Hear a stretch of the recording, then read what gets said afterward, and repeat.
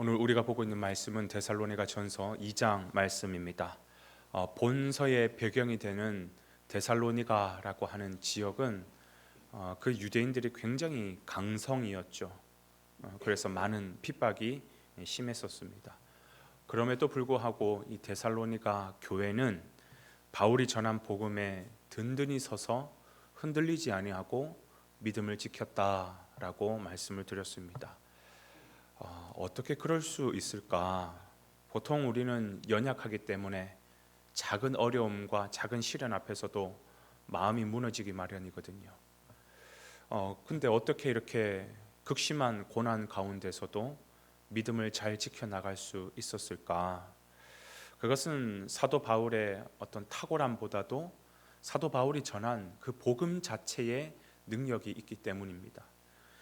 그렇습니다, 여러분. 진짜 살아있는 복음을 우리가 경험하게 되면 죽은 것도 살아나는 놀라운 능력의 역사를 경험하게 되죠. 사단 마귀의 역사가 떠나가는 것을 경험하게 되고 어떤 고난과 핍박도 능히 이기고 승리하게 되는 것을 이 복음 안에서 그 능력과 힘을 경험하게 됩니다. 왜 그러냐 하면 바로 이 복음 안에는 십자가 위에서 모든 것을 이기고 승리하시고 회복시키신 바로 그 예수 그리스도의 역사가 살아있기 때문이죠. 그러나 이 귀한 복음을 누군가에게 전하지 않는다면 누가 이런 은혜와 능력을 경험할 수 있겠습니까? 여러분, 사실 이 복음의 역사라고 하는 것은 전하는 사람의 바로 그 마음과 태도, 거기에다가 이 복음의 능력이 함께 연합되어서 나타나는 것이 바로 이 복음의 역사라는 것입니다. 사도 바울은 어떠한 마음과 어떠한 태도로 전했느냐? 7절 말씀에 그 모든 말씀이 함축되어 나와 있습니다. 7절 말씀 제가 한번 읽어봐 드릴게요. 우리는 그리스도의 사도로서 마땅히 권위를 주장할 수 있으나 도리어 너희 가운데서 유순한 자가 되어 유모가 자기 자녀를 기름과 같이 하였으니, 마치 자기의 정체성을 어디에다가 비유하고 있냐면 유모에 비유하고 있다는 것입니다. 유모는 뭡니까? 유모는 친부모 대신에 이 자녀를 기르고 키우는 사람을 말하는 것이죠. 자기가 그러한 유모처럼 복음을 전했다. 유모의 마음으로 복음을 전했다라는 것입니다. 그 말이 무슨 말이냐? 두 가지로 생각해 볼 수 있을 것입니다. 첫 번째는 뭐냐면, 여러분, 유모는 자기가 하고 있는 이 일에 대한 전적인 보장을 받습니다. 그러니까 염려하지 않고 걱정하지 않고 그 일에 충성되이 섬기기만 하면 되는 것이죠. 사실 유모는 유모 자체로 본다면 어떤 대단한 힘과 능력이 있는 존재는 아닙니다. 그렇기 때문에 아이를 키우는 데 있어서 필요한 모든 것은 자기의 힘과 능력으로 충당하면서 키우는 것이 아니에요. 누가 충당해 줍니까? 친부모가. 그렇죠? 이 아이를 맡긴 친부모가 모든 것을 하나부터 열까지 다 충당해 주면서 유모는 뭐 하기만 하면 돼요? 충성되이 아이 키우기만 하면 되는 것이에요. 사실 사도 바울이 사도행전의 그 주인공이 될 만큼 엄청난 사람인 것처럼 보이지만 아니요, 사도 바울도 하나의 인간이에요. 연약한 인간입니다. 대단한 사람이 아닙니다. 그러나 사도 바울이 하나님의 마음을 가지고 이 충성되이 섬기려고 할 때 이 모든 전도의 문을 열어주시고 또 필요한 재정과 시간과 동력자와 이런 모든 것들을 공급해 주시는 분은 누구냐? 하나님이시라는 겁니다. 그러니까 걱정하지 않았다라는 거예요. 사실 오늘 우리는 전도를 하고 있는데 앞서서 걱정부터 앞서죠. 마음에 어떠한 그런 두려움부터 있죠. 특히나 이 시대가 코로나를 지나면서 전도하는데 너무 어렵다, 힘들다, 이거 어떻게 해야 되나 막 그냥 불안하고 발만 동동 구르죠. 그렇지 않다라는 것입니다. 이 일을 시키는 분이 누구냐면 하나님이시라고 한다면 하나님이 모든 어떤 주권을 가지고 전적인 보장을 하신다라는 거예요. 우리에게 물질을 주실 것이고 건강을 주실 것이고 또 시간을 주실 것이고 동력자를 붙여주실 것이고 그래 전도의 문을 열어주시면서 그 사람의 마음부터 변화시키는 것도 누가 하시느냐? 하나님께서 전적으로 하신다라는 것입니다. 우리는 뭘 가져야 되냐면 두려움과 부담을 느낄 것이 아니라 어떻게 하면 충성되게 할 수 있을까? 여기에 우리의 마음을 더 집중해야 된다라는 것이죠. 사도 바울은 그러한 마음으로 이 전도의 사명을 감당했다라는 것이. 그런가 하면 두 번째는 유모는 자기가 하고 있는 그 일이 중요한 일이지만 분명히 그 한계 선은 있습니다.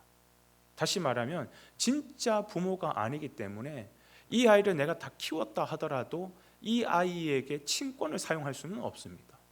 유모는요, 최선을 다해야 되는 부분이 분명히 있고, 그러지만 또 한편으로는 넘지 말아야 할 분명한 선도 있는 것입니다. 친부모에게 인정만 받으면 되는 것이.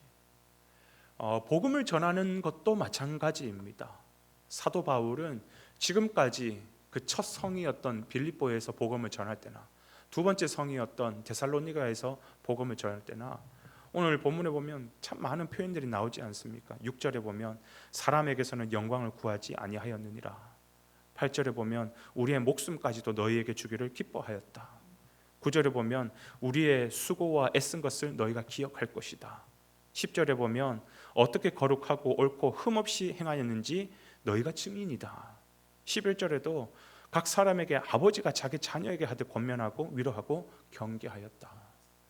그 보면 자기가 충성되이 해야 될 부분이 어떤 부분인지 그분은 정확하게 심지어 목숨까지 걸면서 아버지의 마음으로 그렇게 열심히 수고하고 애를 썼다.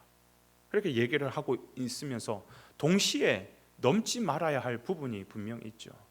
그게 뭐냐면 사람에게 영광을 받지 아니하고 사람께 영광을 주지 아니하고 오직 우리 주인 되시는 하나님께 영광을 올려드렸다라는 것이, 또는 자기 영광을 취하지도 않았다라는 것입니다.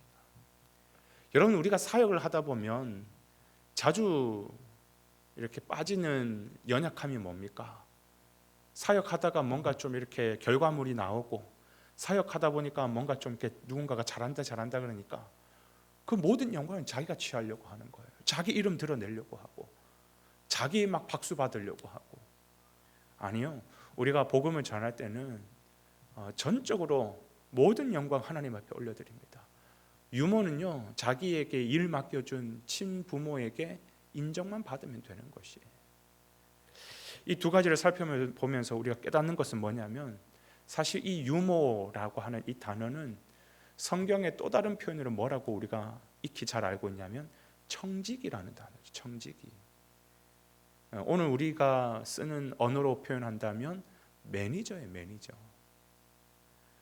이 매니저가 뭡니까? 자기가 주인은 아니지만 주인 대신 일을 하지만 그러나 주인의 마음으로 충성되이 섬기는 사람을 우리는 청지기, 오늘 본문은 유모, 우리말로는 매니저라고 얘기를 하는 것이죠. 그러나 모든 영광은 누구에게? 주인 되시는 그분에게 올려드리는 것. 한마디로 사도 바울에게는 복음을 전할 때 이런 순수한 마음과 진실된 마음이 있었기 때문에, 거기에다가 충성된 마음이 있었기 때문에 이 아름다운 사명이 감당되어질 수 있었다라는 것이, 이러한 바울의 섬김 위에 또 복음의 능력이 함께 더해지니까 이런 훌륭한 데살로니가와 같은 교회가 열매로 맺혀지는 것입니다. 오늘 우리 교회도 지금 생명 플러스 기간 중에 있습니다. 우리가 어떤 마음으로 지금까지 멈춰졌던 복음 전도의 사명을 감당해야 될까 아주 명확하게 나와 있어요. 두려워할 것이 아니라 어떻게 하면 충성되어야 할까, 모든 것은 하나님께서 붙여주신다. 나는 전하고 하나님 앞에 그 영혼 맡기고 기도만 하면 되는 것이. 그리고 또 하나는 뭐냐면 그 일 가운데서 사람에게 영광 돌리지 아니하고 온전히 하나님께만 영광 올려드리면 우리 주님께서 우리의 귀한 사명 위에 복음의 능력을 더하셔서 전도의 문을 여실 것이고 귀한 열매를 맺게 하실 줄로 믿습니다.